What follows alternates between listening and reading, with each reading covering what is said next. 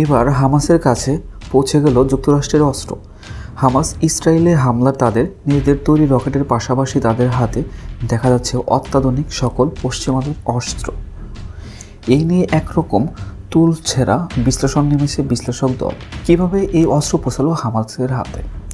অনেকে মনে করছেন ইউক্রেন থেকে কালোবাজারির মাধ্যমে এই সকল অস্ত্র নিচ্ছে হামাস।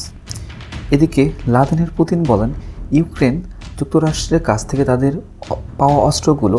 এদিকে মস্কোর অভিযোগে কিয়েভও পাল্টা অভিযোগ করে তোলেন।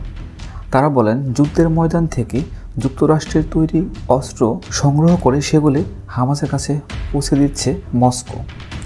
এই নিয়ে যুক্তরাষ্ট্রেও চলছে বিশ্লেষণ।